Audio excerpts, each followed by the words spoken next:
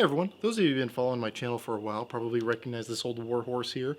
This is a British Enfield #1 Mark III. This is one that was made in 1915, so this one may or may not have seen service over in Europe during World War I, or possibly somewhere else. I'm not really too certain about this thing's history. However, today I'm going to be doing a video on this thing's younger brother, which is my very own #4 Mark I. Now this is a gorgeous example of one of these rifles. This one specifically was made in 1948. So, and also I should say, I do know a little bit more about the history of this one. I have kind of analyzed its markings and spoken to some subject matter experts, which I just want to say right off the bat, I spoke with the gentleman over at the Rifle Chair channel here on YouTube, and he's the one that gave me a lot of the information about this rifle you see before you. Really appreciate his help. If you guys are interested at all in these style of rifles, or even really any of these old surplus rifles, check out his channel. I have a link below. He does a lot of really good stuff, and he definitely knows what he's talking about when it comes to Enfields like this one, or even the last one I showed you. So really quick, just a broad overview. This thing was made at the Fizzackerly plant up in Liverpool, which I can't help but think anytime I think that this was made in Liverpool, that Dave from Red Dwarf is the guy making these. You know, if any of you get that reference, then I guess I'm sorry, but that's all I can think when I think Liverpool. Anyway, this thing is stamped 1048, which means this was made in October of 1948, which means that this is also one of the last runs of #4 Mark I's that was done at the Fizzackerly plant. I believe it was March of 1949 that they switched over to the #4 Mark IIs. So this is kind of one of the last ones made, and as far as I can tell, it has not been re-arsenaled since then. It has no markings that would indicate it, which is rather surprising because this thing is in really good shape, especially the barrel, but we'll get to that. So one of the things that I wanted to do today also, why I had that #1 Mark III out here, is just show you side by side some of the differences that they made moving on to the #4 series over the #1 series. While that may be a big jump in numbers there, the #1 to the #3, or excuse me, the #1 to the #4, that it was pretty much the big step made as far as major design changes in the British service rifles of that era. Now this one is chambered in .303 Brit, just like the older models and even some of the newer models after this one, which, as you'll see later, is a very capable cartridge. But before I go from muzzle to stock on this thing, I'm going to quickly show you muzzle to stock on the #1 Mark III really quick, just some of the high points, just so you can be looking out for some of the things that they changed with this series of rifles.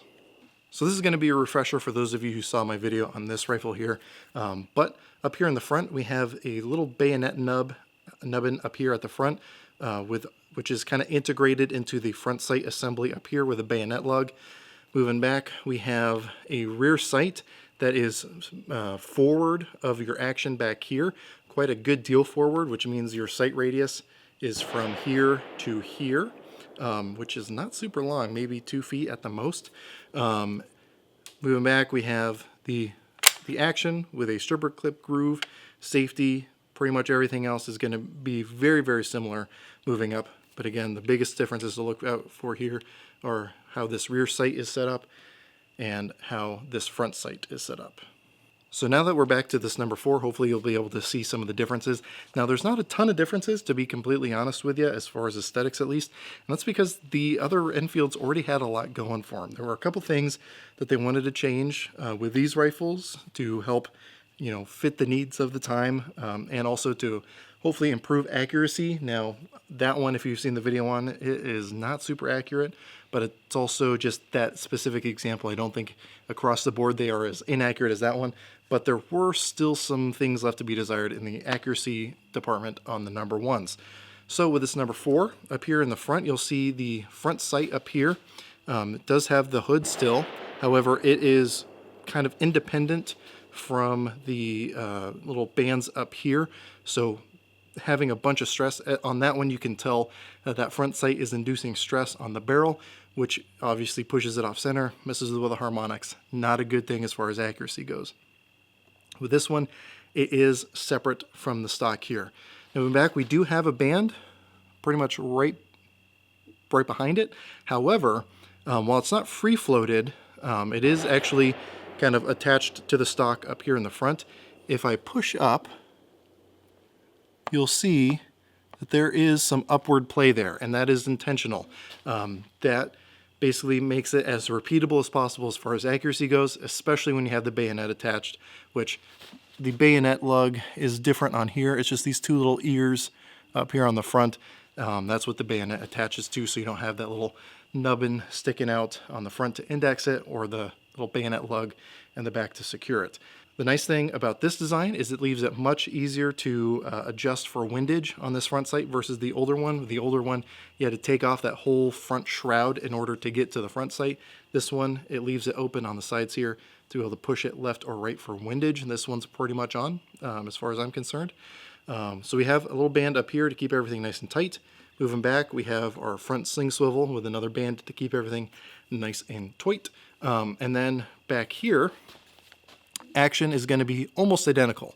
One of the big differences is just the way the bolt removes on the other one. There's a little slot where you just push the bolt lug up. Back here, there is a little nubbin right here that you push down, push the bolt back, and then that allows you to rotate the lug straight up so you can remove it. Not a huge difference, but a difference nonetheless.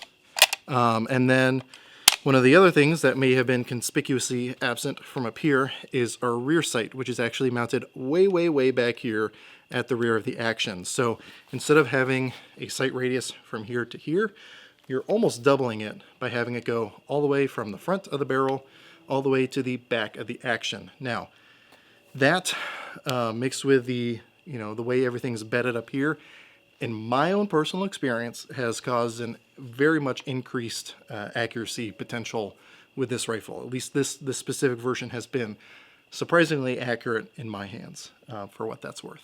Now, those of you who have seen other number 4s may say this rear sight looks different, because it may or may not be from the ones you've seen. This one is just a little L flip sight here with a 300 and 600 yard aperture.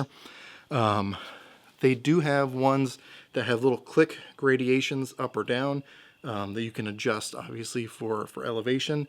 And those are going to sit a lot further forward up here. But this is the style that this one came with. It was much easier, cheaper to produce than those kind of vernier style rear sights. But this one has been functioning as well as I need it to at this point.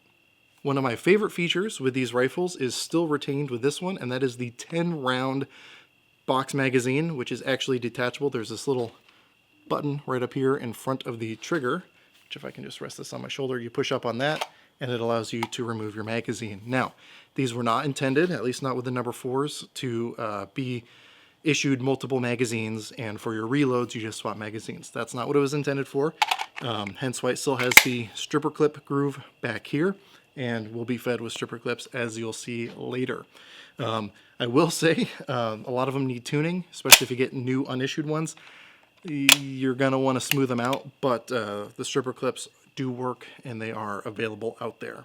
Back here, we do have a safety. Unfortunately, I got to flip it upside down to keep this thing pointed in a safe direction. So if I can cock it, with it cocked, I can flip this rearward, and that actually sets the the firing pin back and locks the bolt, so I cannot release the firing pin.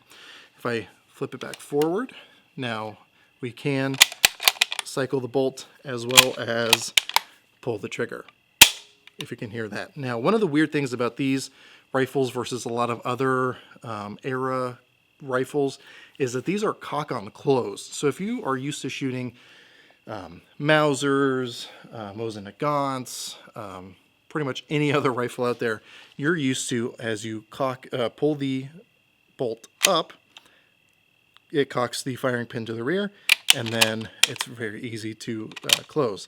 This one, if you look right here, this right here is our little cocker, and you'll see it is flush up against the back of the bolt here. However, as I close the bolt, that gets held to the rear, and that is actually where it cocks. So if I were to fire it, you'll see the cocking tab go forward, stays forward. Ooh, stay in focus here. Stays forward as I cycle the bolt back and forward. That's when it stays back. Now that feature does kind of make it a little different feeling than maybe other bolt action rifles you're used to. However, you get used to it really quickly, and just the way this whole bolt is set up allows you to fire it really, really quickly. Moving backward here, we have our stock, which is very similar to the number ones. I'm not a huge fan of it. It sits really low for me, so I get more of a chin weld than a true cheek weld. You know, are there ways around it? Sure. If you see a lot of the sporterized versions, especially ones that are designed for scope use, you'll see a little piece of wood added up here just so you can actually get a proper cheek weld. Again, that's not the case here. Again, very shootable still. I can still, you know, get it done at 100 yards, no problem. But if the world was my oyster and I could do whatever I wanted, I would go back in time and have them raise this up just a little bit. But that's more personal preference than anything.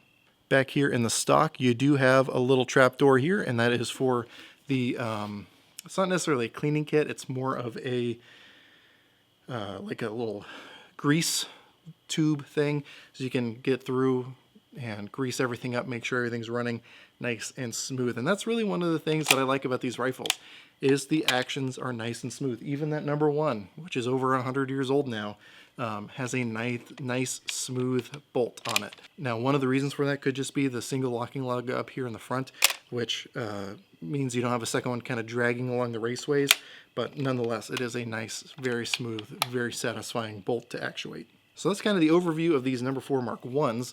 As far as this specific one, again, I can tell that it was made in October of 1948, which means that this thing is 70 years old now, right? 60, 70? Yeah, 70, no. 60, yeah. Which means that this is 70 years old. Math, I can do it. Almost 70 years old. It'll be 70 in October coming up here. And I can also tell you, just based on the markings, which are actually under this handguard here, I took it apart and took pictures.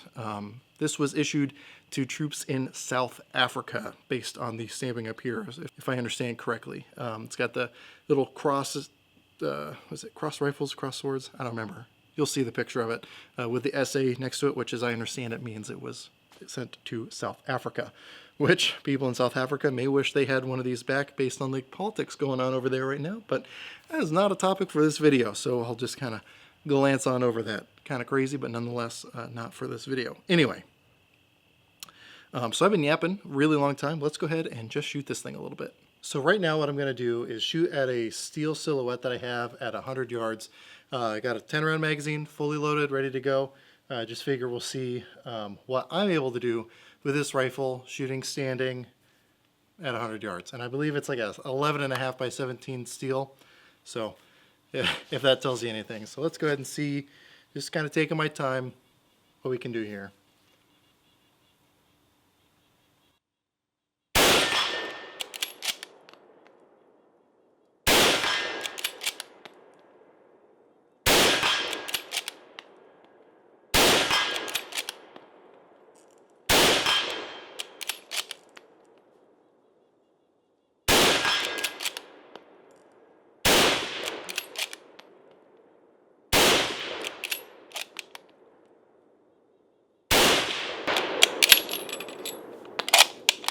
Take my time here.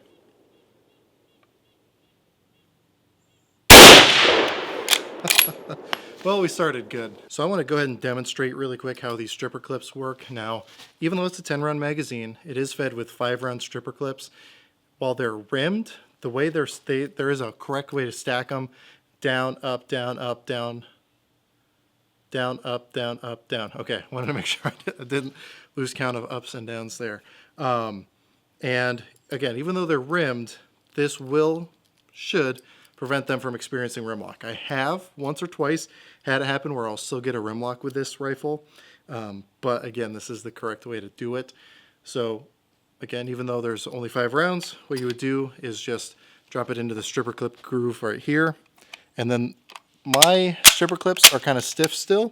You really do, especially if they're like new, unissued, you really have to sand them down to get them to work even as well as that one. Other ones I have, you can push and push and push, and it's still going to be a pain.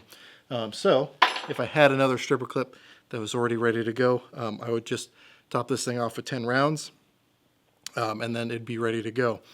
And again, that's one of the big selling points of these rifles, a 10-round magazine that is even detachable.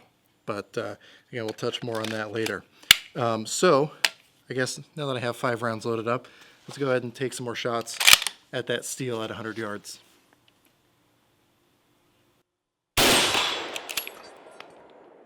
Well, we broke it. So let me go set that back up. So what had happened is apparently a couple of the rounds that went into the base weakened it enough that one of the rounds hitting the steel just went ahead and broke the 2x4. So let's go ahead and finish off this magazine now that the target is a little bit shorter, and then we'll go on from there.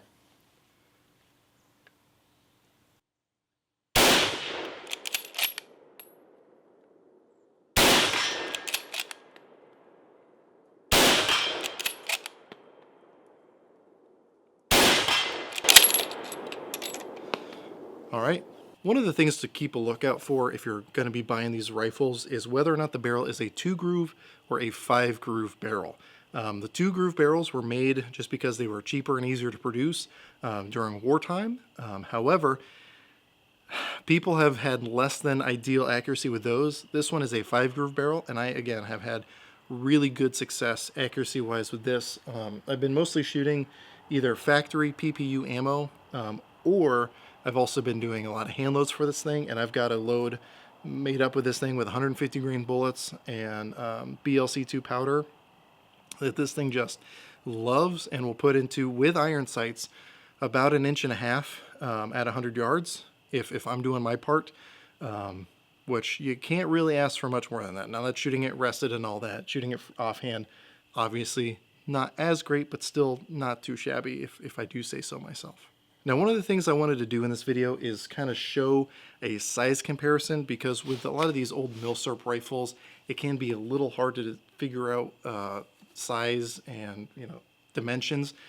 I can quote numbers at you, but at least for me, I know it's hard to conceptualize numbers into what they actually look like. So I have a couple other rifles here that are some contemporary rifles that might be a good, I guess, comparison between the two of these. So let me go ahead and grab those. So first up, I have a Mosin Nagant M44 here.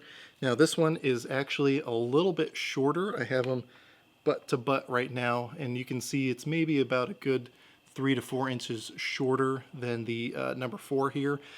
Now if I had the full-size M9130 out here with me, it would be considerably longer. Now, just as way of another comparison, here I have my Yugo M48 Mauser, and again, butt to butt here, we are looking at almost identical overall lengths here. Again, maybe just 1 inch or 2 shorter with the Mauser here in my right hand versus the Enfield here in my left hand. So not the longest of the contemporary World War II rifles, not the shortest, but it's kind of a good middle ground as far as length of barrel to keep that velocity high and weight to keep, that battle rifle cartridge much more pleasant to shoot. As a testament to how easy these things are to shoot, even at longer ranges, recently I did a friendly shooting competition, which was started, well, at least I heard about it through the Rifle Chair channel, as I mentioned earlier. And basically what it is 20 rounds at 200 yards from prone unsupported with a old surplus bolt action rifle. So I went ahead, shot 20 rounds of my hand loads, and I was going pretty quick. And the 10-round magazine definitely helps. It means I only had to reload twice instead of 3 times, which would have slowed down my time considerably. I was able to get rounds off very, very quickly, and into a 12 by 12 square, I got 8 out of 20 rounds, which isn't great, but in 100 seconds, not too bad. Right, 100 seconds? Yeah, 100 seconds, not too bad. I did have a lot of rounds that were within an inch or two of that square. So if it was like an 18-inch man-sized target, a lot more would have hit. But again, for the competition, I only got 8 out of 20. But again, I was able to get those rounds down pretty quick just because of the way these bolts work. And just as a quick demonstration, I should show you here that if I'm shooting this thing from the shoulder, one of the nice things is, because of the angle of the bolt here, I can go through the entire cycling motion while maintaining my sight alignment sight picture. The other nice thing is, as you may have noticed, because of the way this bolt is made, I can go through the entire cycling motion without having to pull my chin away. Now, I still normally do it just kind of instinctually from all the other rifles that I've shot where you can't do that. But if I was better at it and more trained at it, I could stay here all day long, get the rounds off, and never lose sight alignment, sight picture, and keep putting rounds downrange very quickly, which is a really nice thing. If I had been a soldier fighting in World War II, my first choice probably would have been a M1 Garand, just being totally honest with you. My second choice would have probably been one of these Enfield rifles. Again, just because 10-round magazine, that's even better than the M1 Garand.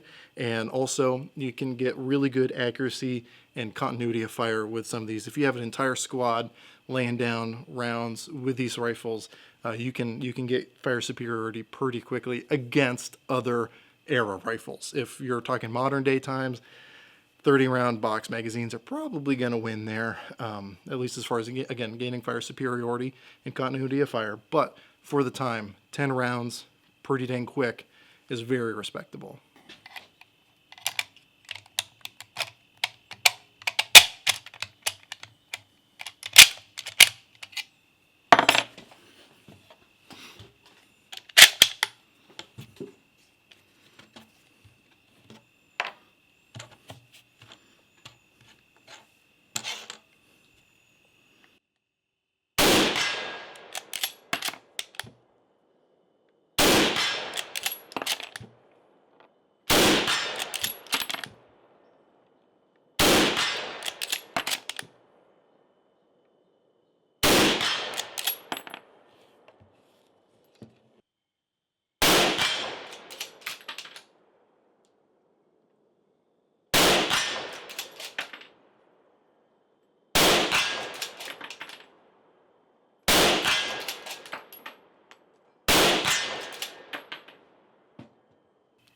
So I'm going to go ahead and wrap up my thoughts about these rifles. I have to say, when I first started getting into military surplus rifles, the Enfields was not super high on my list. They didn't really draw my attention. They didn't really interest me. There wasn't too much about them that I really paid much attention to. However, as time went on and I got more experience with more bolt-action rifles, I finally got my hand on my sister-in-law, my amazing sister-in-law, who was very gracious to let me borrow her #1 Mark III. I started shooting that, and I really gained appreciation for the action, but again, left a lot to be desired in the accuracy department. And then when I found out that TJ Gun Sales up in McMinnville, Oregon, got in a #4 Mark I here, I told them I have to have that thing. I want to try it out. I've heard good things about Mark IVs, and just FYI, I bought this rifle as well as actually the other 2 rifles here, the M44 and the M48. From TJ Gun Sales up in McMinnville, Oregon. They have a really good selection of firearms, and they get some of these old beauties in pretty regularly. In fact, they just got in a #5 Enfield Jungle Carbine that I'm going to be going up and picking up here soon. Which should tell you that while I didn't start out super hip on Enfields, I now really, really, really like them. I really appreciate what these things bring to the table, again, as far as World War II and even somewhat modern service rifles. Now, again, Mausers are great. Mosin and Nagants are okay. The M1 Garand is awesome. But these things, again, maybe with the exception of the M1 Garand, are probably now my favorite service rifles from World War II. And as I should say, one that I would rather be issued during World War II. Again, 10-round box magazine, really long sight picture, which gives you really good accuracy, a decent trigger, really easy to reload once you get those trigger clips tuned up, which I need to do some more of. And the cartridge is very, very capable. There's nothing in North America that a 303 could not put down, just flat out. It's been beating up my steel target down there. It's been beating up the wood. And actually, Hornady makes a 150 grain SST that is for the diameter of a 303.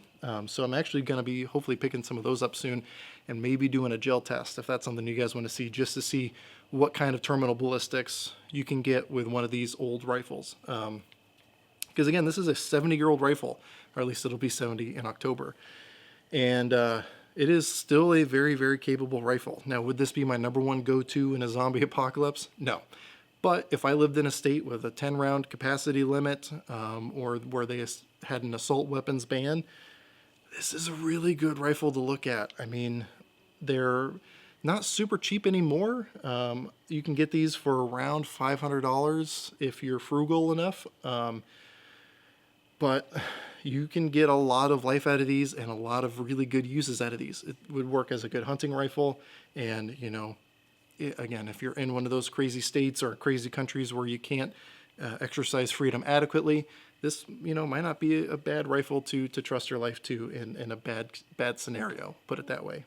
So again, while I wasn't super hip on these to begin with, once I actually gave them a chance and started running them, I was really, really impressed, and I love this rifle. Now, I don't see myself ever getting rid of this one, and again, they've won me over so much that I'm going to be buying that #5 here very shortly. So you'll see that here on this channel as well. And I want to say, I think it's unfortunate because apparently these things have a bad rap. So I'm not in Canada, obviously, if you can probably tell by my YouTube channel's name. However, I was talking to Rifle Chair, and he was saying that up in Canada, these things kind of have a stigma against them, that they're like the poor man's rifle and they're junk and they're not really any good. And again, I've been totally separate from that, and I'd never heard that until a couple days ago. It really surprised me because I feel like if people actually use these, they would not say that. Or maybe I just got super lucky with a super good example here, but I couldn't be happier. So if you find this video interesting and you want to see more about Enfields, I definitely recommend checking out the Rifle Chair channel. Again, link in the description. He does a lot of good stuff on Enfields, how to get them zeroed, how to check them over if you've inherited one or picked one up, things to look for, things to evaluate on it, and some really good content there, as well as with modern firearms and just some of his views on things. I definitely watch his channel a lot, so definitely check that out. There's also other really good stuff out there. British Muzzle Loaders does stuff with these rifles. Bloke on the Range does really good stuff with Enfields, so definitely check that out. There's a lot of good information out there. I'm just trying to do my part to add my 2 cents to the discussion. So if you want to see more reviews like this one, definitely subscribe to my channel. I obviously don't just do these old rifles. I do mostly modern stuff, but I'm trying to give these old beauties their due. If you have any questions, comments, or concerns, go ahead and throw those in the comment section down below. Try to get back to you as quick as I can. I am uploading to full 30 now, so if you feel so inclined, go ahead and check me out over there. I would recommend at least subscribing over there, because YouTube has demonstrated before they are not afraid to take down gun channels. So if something happens, if you're at least subscribed over there, you'll be able to follow what's going on. But I don't blame you if you don't watch videos over there. Not super convenient. And then also, if you feel so inclined, I do have a Patreon page. Those people over there are really putting in the work to make sure that this channel is able to continue operating at the current pace I am. Pretty much all the ammo that I shot out here today, the 7.62x54 that I was shooting earlier, 8mm Mauser, and 303 Brit, was all purchased using money from Patreon. So I really, really appreciate the people who are doing that over there. We do some exclusive content over there. We do monthly live streams. I post all my content there early. So again, if you feel so inclined, definitely check that out. But anyway, with all that said, as always, I hope you got something out of this video, and I really appreciate you watching.